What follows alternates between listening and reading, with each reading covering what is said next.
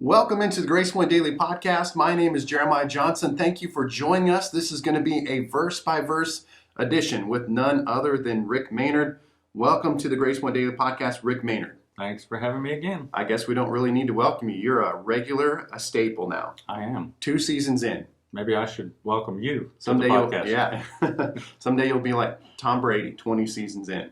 Yeah, I don't know if I'm going to live that long or not. We'll see. All right. Well, this is a verse-by-verse edition. That's where we just get the Bible out. We just go through verse by verse. Before we dive in, thank you. We exist to bring you daily encouragement for your daily walk with Christ.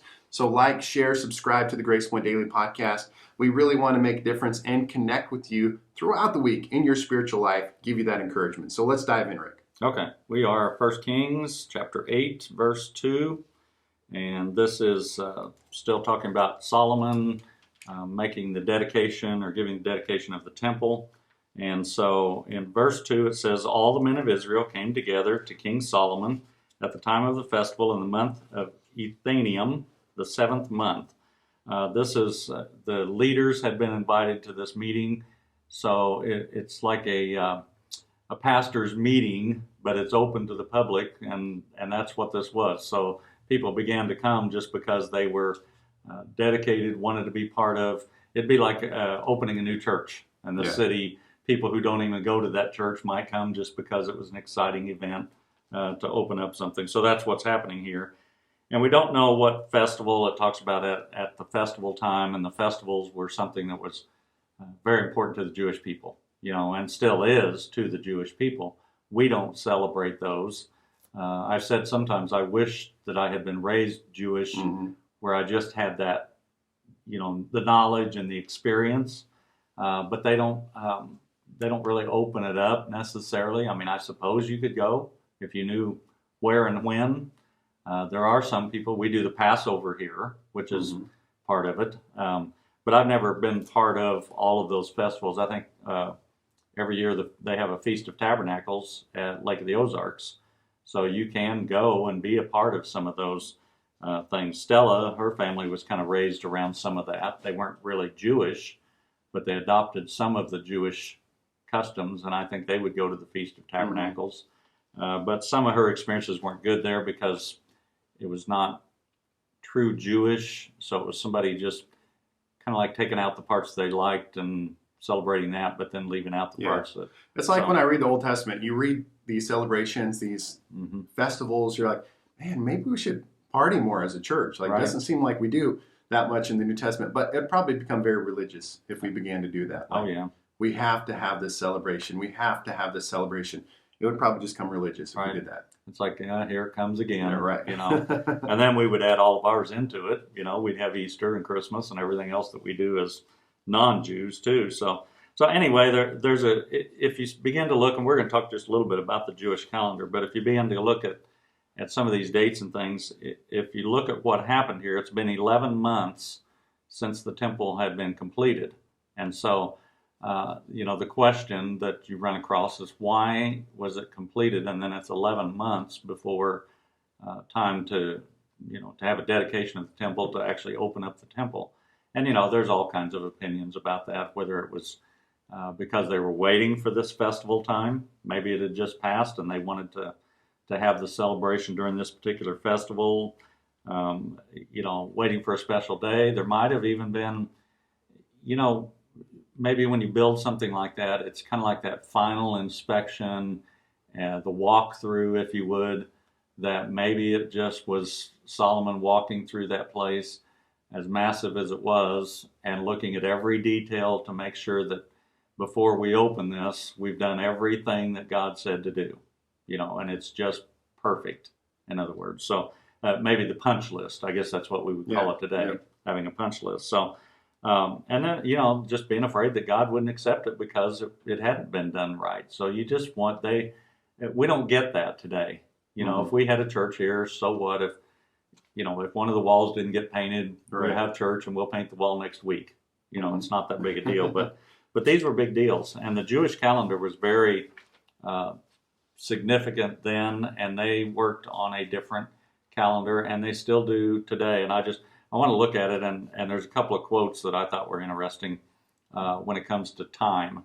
And I've heard all kinds of philosophical sermons preached about time and how there's no time with God and we are on a time schedule and stuff. So anyway, a couple things. Einstein says when you sit with a nice girl for 2 hours, you think it's only been a minute. But when you sit on a hot stove for a minute, you think it's been hours. That's relativity. Yes, amen. And then the old phrase. You got some things right there. Yeah. Time is money. Time should be worth more than money. You know, our time. Mm-hmm. And so, and again, in in Jewish thinking, it says ask a terminal patient. You know, when you talk about time is money, if you're a terminal patient, time has nothing to do with money when you watch your life slipping away. Psalms says, so teach us to number our days in order that we get us a heart of wisdom. So right along with what Solomon's talking about, and the wisest man there was, he's talking about how time is so important. And Judaism says to sanctify time and turn every moment of life into the holy. That's the purpose of Judaism. Now, you know, I've told this before that when I went to Israel, was the first time I really experienced anything about Judaism. I had never read about it, studied it. It was almost like, and I'm not saying this to be derogatory because I've changed, I was acting out of ignorance. I thought that Judaism was like Catholicism. Mm-hmm. When I was a kid raised, you know, it was like, well, Catholics are not Christians. They're, Catholics aren't going to heaven because they don't believe like we do. And so I thought about Jewish people. I just thought that they were the guys that wore their hair funny and wore the funny hats and, you know, did all these ritual things. Mm-hmm. And I thought, well, they're not really I didn't understand about Judaism. Mm-hmm. And I know we still don't agree with Judaism, but there are Messianic Jews out there, you know, so not everything, you can't put them in a box and say, this is Judaism. But there's so many of the things, just like, what I just read, to sanctify time and turn every moment of life into the holy. Now that's a good theory. Yeah, that would be good for all of us, not just Judaism. But a couple of things, I just want to mention some things about the Jewish calendar, and then we'll move on. But we talk about, we set time with BC and AD. If you're an Orthodox Jew, they don't believe Jesus was Messiah, so they won't use BC and AD. So, because BC is before Christ, AD is in the year of our Lord. Who uses that anymore anyway? Right. Yeah, very seldom. Yeah. Unfortunately, our culture has transitioned. What did they do in school, right? School's not AD, BC anymore either, I don't ever hear that, really. If you look at a date someplace, somebody would have to say, well, was that BC or AD? If you were in that close time frame, you might be looking at that. But they use BCE, which is before Common Era, and CE, Common Era. So era, not area. But the Jewish calendar, they are looking, and I keep meaning to look this up. I think in the Jewish calendar, we're somewhere around the year 5,799. So for us, we're in 2019 AD, and then we had all the BC, but we don't know how far back BC really, Mm-hmm. We don't know when creation was, but the Jewish people have looked at the biblical dates, and they have come up with a date when they believe creation was, and so they literally believe it's 5,799 years since creation. So the internet says we're in 5780. 5780. Yep. Okay. I knew we were somewhere in that 5700 area, I guess. But the Jewish calendar begins the 6th day or after the 6th day of creation. So they believe they have traced it back to the completion of the 6th mm-hmm. day, and that's when the calendar starts, is after that 6th day. So they believe then that the first 6 days, could have been millions of years. That's why they can justify that not the earth is only 5,780 years old, but it's been 5,780 years since he completed creation. So all of the millions of years that people talk about, it's kind of that gap theory would be the idea. So, and with us, we have a 365 and a fourth days in a year, and then we have a leap year to take care of that other day every 4 years. With the Jews, they're basically, their calendar is on a lunar, so 29 and a half days and 354 days in a year. If you kept that calendar like that, then that's going to change Christmas, and it's going to change the New Year's celebration. It's going to change Easter. Every holiday is going to start backtracking to the point that you would be celebrating Christmas in in July or whatever. Some people still do Christmas in July, right? Yeah, some people are doing that anyway. But so they have a leap month instead of a leap year to make corrections. So, and they have a leap month 7 times in 19 years. It's on the 3rd, 6th, 8th, 11th, 14th, 17th, and 19th year is when they have a leap month that keeps them even with our calendar, so everybody can function. Okay. So, and the first month on the Jewish calendar is in April. So their New Year is April, not January. And that is because when they came out of Egypt, it says, "This month shall be to you the first of months." And they came out of Egypt in April. So that's where the Jewish New Year begins, in April, because that's what God said to do. This is the first month, this month. So really, coming out of Egypt, we all know that was a big experience. Yeah, right. But even to the point that God said, this is your calendar. You will count the days the rest of your life, really, from this day, from getting your freedom from Egypt. And one of the things that I love too about, and your life is like this too, because you're as a pastor, and I hate to say your job is being a pastor. It's a calling, but it is a job. It is a job. In a sense. You have to. I get a paycheck from Grace Point. Right, and you have to come to work, or you're probably going to, I'm a deacon, and we're not going to let you work here, or we're not going to pay you if you don't work. So it works everywhere. But with them, they don't believe in the days. They don't call the days of the week like we call the days of the week. So, and we know, if you've looked at it all, that our days are all pagan. Sunday, worship of the sun. Monday, worship of the moon. We all like to get so holy sometimes, like, oh, we don't deal with any of that pagan stuff, but we do every day when we say the day of the week. That's all based on pagan, ritual. So, but theirs is, and I love this idea because I love the church, and my whole week is about coming to church. I'm looking forward to Sunday. When Sunday night church is over, I begin looking forward to Sunday the next week. And so for them, instead of Monday, Tuesday, Wednesday, and going through all that, it is 2 days till Sabbath, 1 day till Sabbath, and then Sabbath. And then it's 6 days till Sabbath, 5 days till Sabbath. So everything is, for us, we'd have to stop and go, okay, 3 days to Sunday, that would be Friday, we'd have to, but for them, it's just natural. So when they say it's 6 days, and if you go to Israel, everything's closed on Saturday.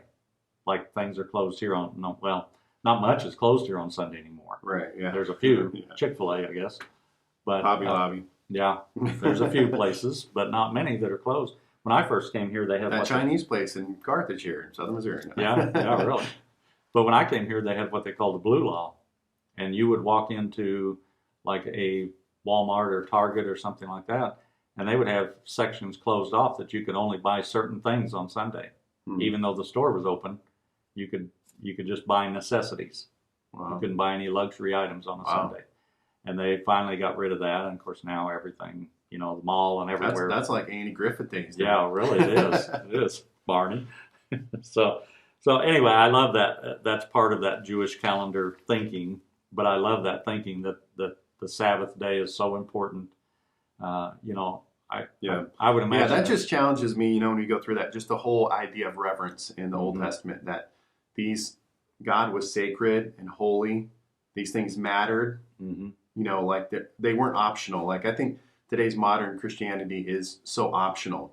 Right. Something like church, right? It's just completely optional. You know, Mhm. it's like, I mean, come on, Rick. I can meet with God up in the mountains. I can Right. still, if I'm in the deer stand, I can Mhm. lift up a good old prayer to the Lord. I can bring my Bible right there with me. I can. What are you making this big deal about? Right. You know, it's things of that nature that's where I want to lean in that direction of being more reverential. You know, Right. that Jesus literally is the center of everything. Mhm. The calendar, my Right. life, actions, money, etc. That he really becomes the center of all that stuff. Right. And he used those festivals. I mean, in the New Testament, I mean, Jesus was Jewish. I mean, we kind of forget that sometimes. We like to think, Right. well, those Jewish people. Well, Jesus was a Jew, and he went to those festivals and he practiced those things as a Jewish man. Yes. Right. I mean, those were all important things to him too. Mm-hmm. But we look at that, well, we don't want to do that. It's not that important. And then he used a lot of those things pointed towards him. They didn't know it when they were doing it. And then he used those. I mean, when they had the Festival of Lights, that's when he said, "I'm the light of the world." Mm-hmm. He used those things to say, "You've been celebrating that festival all this time, but I'm the light of the world." Yeah. The water. Whoever drinks this water, living water is, well, they had a washing. Yeah. The showbread on the table. I am the bread of life. Yeah. So that some phrase that Jesus said that to me really explains it all. I mean, for some people, I understand the argument, but he just simply said, "I didn't come to abolish the law. I came Right. to fulfill the law." So I just believe in that statement. He was just saying, everything beforehand. It's not like it didn't matter. Right. Right. Sometimes we just say like, "Well, praise the Lord, Jesus is here. That's the old law. That's the old." He's like that stuff all still really mattered. Right. And it still matters. Right. I'm just the fulfillment of it now. Right. But Yeah. I love his phrase of saying that. Yeah. I like I say, he practiced those things, and we're not going to veer off into all the festivals and those things. But I always think a lot of people don't think this is interesting. They're not into the numbers, and they don't care about leap years and leap months and 29 and a half days and all those kind of things. But so we will move on from there. Verse 3 and 4. When all the elders of Israel had arrived, the priests took up the ark, and they brought up the ark of the Lord and the tent of meeting and all the sacred furnishings in it. The priest and the Levites carried them up. So it just, instructions. There was ways not only to build the temple or the tabernacle, but there's ways to carry the ark. And I mean, everything was designed, and had been stored in the temple. Nobody knows what happened to it. It probably, we've talked about that here in the church. There are things in this church that have been here for years, sitting in a closet that nobody wants to throw away. And probably the tabernacle that was in the wilderness, they believe it was brought to the temple and stored there. Well, they probably thought it was holy and they couldn't destroy it or whatever. They figure it's probably destroyed during the Babylonian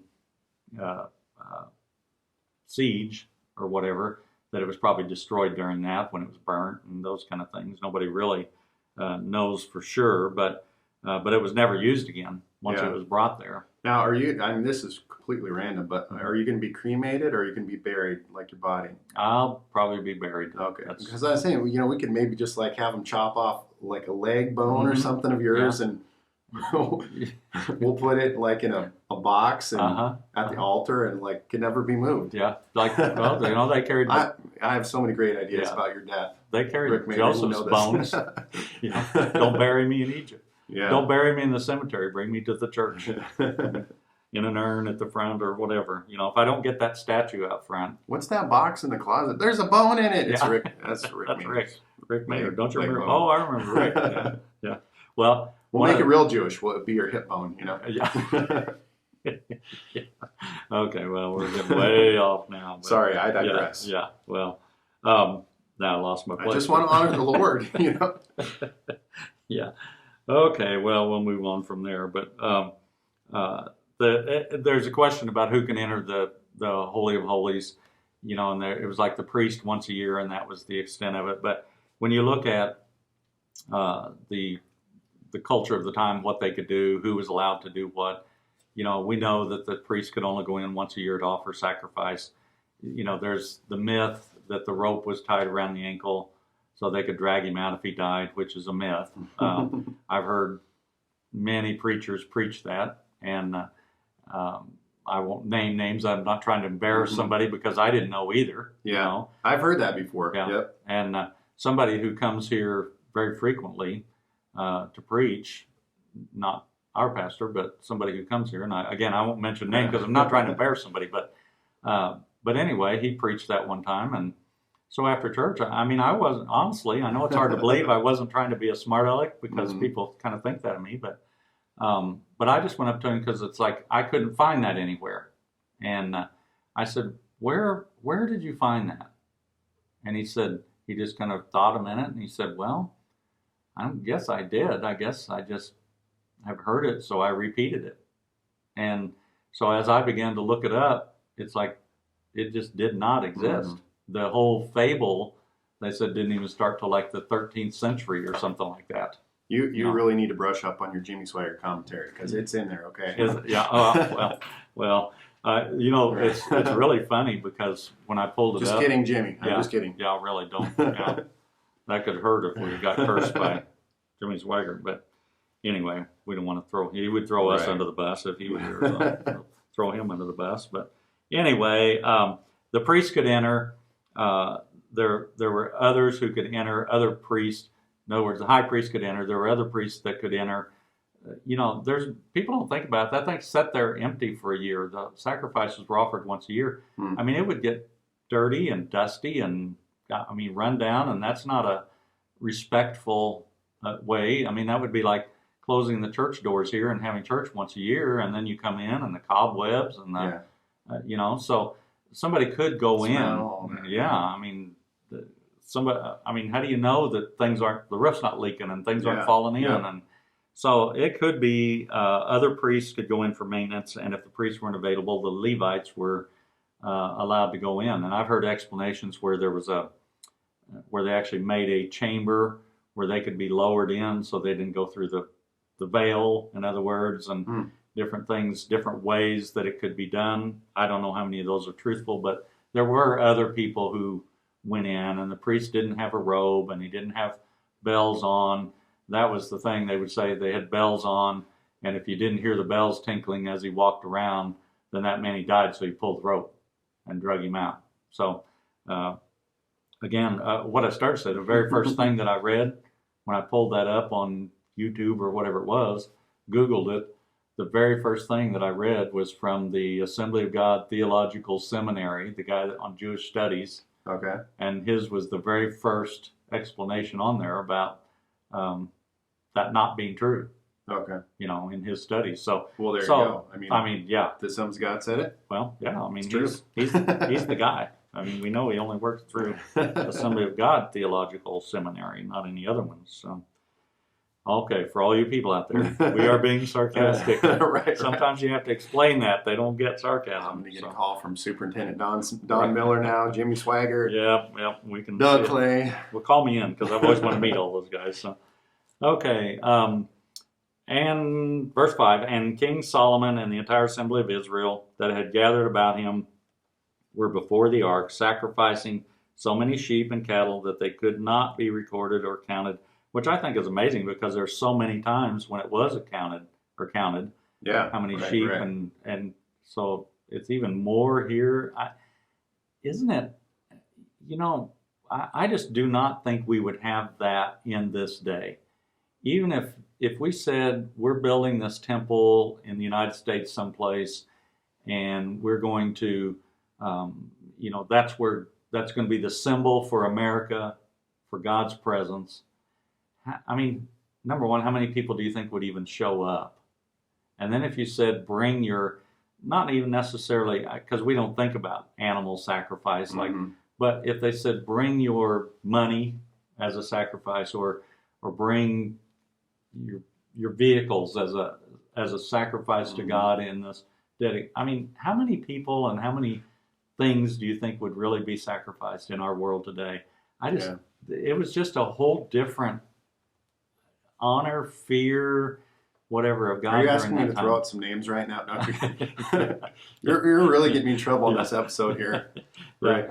Are there some people you want to sacrifice, or so? Anyway, I just think about that sometimes, in how we find so many excuses to not go to church, Mm-hmm. to not honor God, and then these people were so many sheep and I mean, that cost them something. Yes. That was not something that was free and frivolous. That cost those people something, to sacrifice something before God. And you've talked about it many times recently in sermons about how we don't know what sacrifice is. Mm-hmm. When we read about these guys, the martyrs, how many did you say the other night? I think it was over 70 million. I think roughly 77 million. 77 or 70 million people martyred. Yep. Not just 70 million people died, but martyred. Martyred, yeah. And we don't know what sacrifice is. I'm reading a book. I don't read very often other than studying, but I'm reading a book called In the Presence of Mine Enemies, and it was a Vietnam POW that wrote this. And not really, I don't think, even when he went in, a great Christian man, but solitary confinement, and he was there for 7 years in the prison camp. And of course, he talks about the torture and the filth and all of the things that were going on, and the rodents in the rooms, and they almost became pets because it was such a regular, and counting how many bugs were on the wall was part of your routine of the day to keep your sanity. But he said that he would walk back and forth, and of course the cell's just big enough to even walk. It's like 3 or 4 steps from one side to the other. But he said he had to make himself a regular schedule every day to keep his sanity. And part of that was he tried to remember every scripture he could remember. Mm-hmm. And he tried to remember every hymn. Yeah. Because this has been years ago, but all the hymns that he could remember. And then he just walked back and forth singing hymns and, quoting scriptures. And now that's sacrifice. Now he didn't choose to be there to sacrifice, but he could have been mad at God and, why did you do this to me? And there is no God, and a God who would do this doesn't care about me.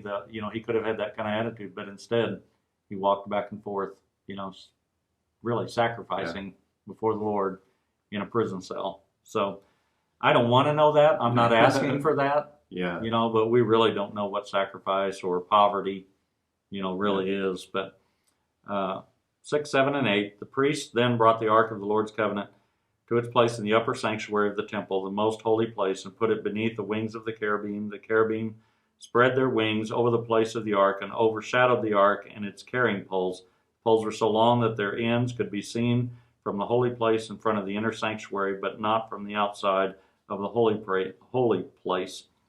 These are, the priests and Levites handling.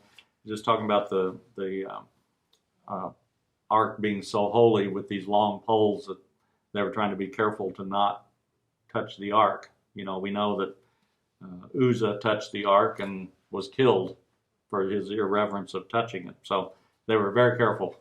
Put that thing on some long poles so we don't risk doing what God said not to do. Don't touch it.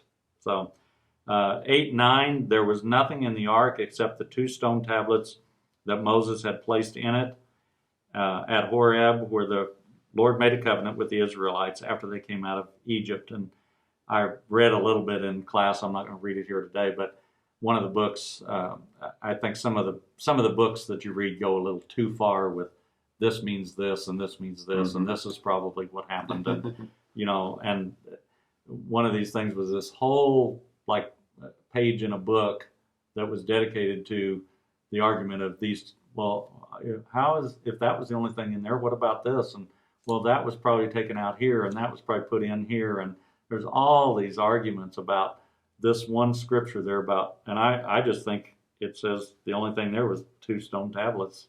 That's pretty much what was there. Right. I don't know what happened to everything else, but that's all that was there. So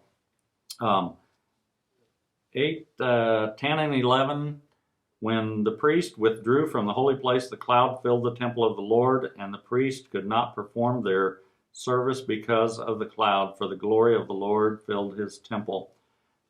In 2 Chronicles, if you're reading the mirror of this story.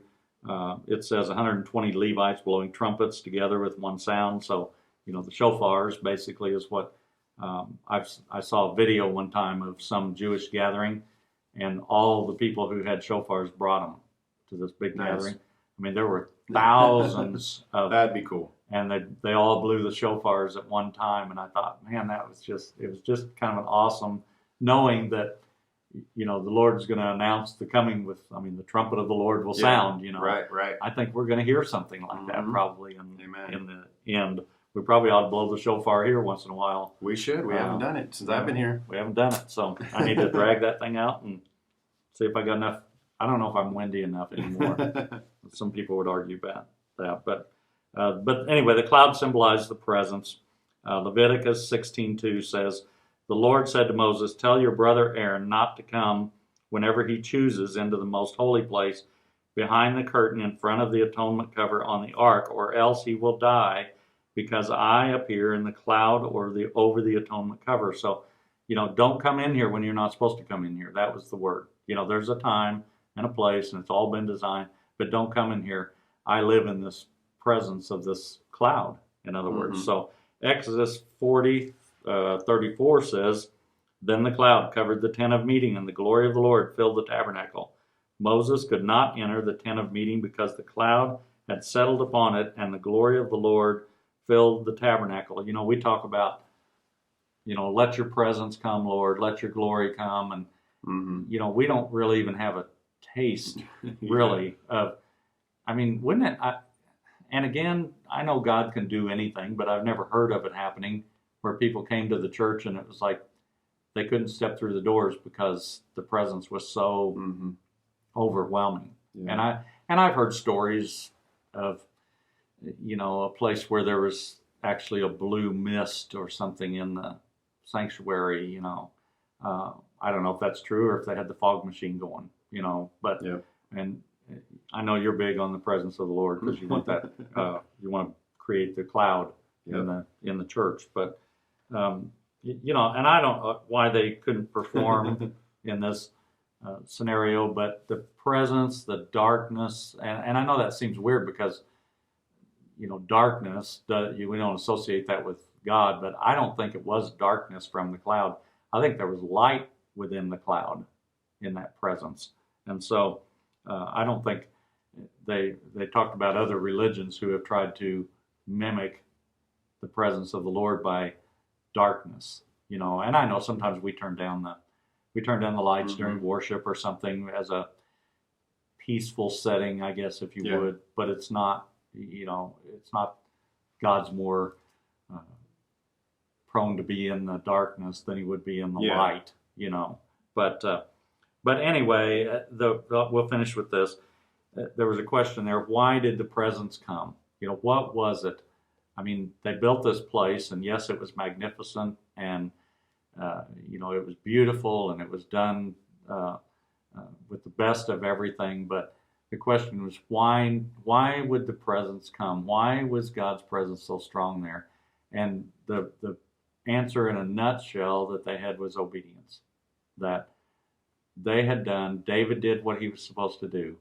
God didn't let him build the ark or the temple, and now Solomon comes along, and God gives him the directions and allows him to build the temple. And now they open up the temple, and God's presence comes in, just like He had promised it would. And why is that? It's because not because Solomon was the best pastor. Sometimes people think, well, the glory of God came to this church because that pastor is such a holy man. Yeah. That's not the truth. Mm-hmm. And so God's presence came there because they were obedient to what God had told them to do for that place. Yeah. God's presence showed up other places, but for this time and this place, it was because of an obedience to do what God said to do. They didn't say, well, why do we need gold on the walls? They didn't, there's no place in this story that they question anything that God said to do and said, well, I don't think we need to do that to have God's presence. Mm-hmm. I don't think we need to put a colored light on the wall, or I don't think we need to, why are we so upset about all of those things? We just want God's presence in the place. So we'll finish with that. Great today. spot to end on. Man, I want to have church now. I wish it was Sunday so we can go to church. Yep. And have the glory of God right there, because it will be there. Yes. It's exciting. Thanks for joining us in the Word as we go through it. I challenge you guys, get in the Word, whether as you're reading it, looking up other resources, things of that nature. Just dive deeper each and every week with us on the Grace Point Daily Verse by Verse with Rick Maynard. Thanks, guys. We'll talk to you later.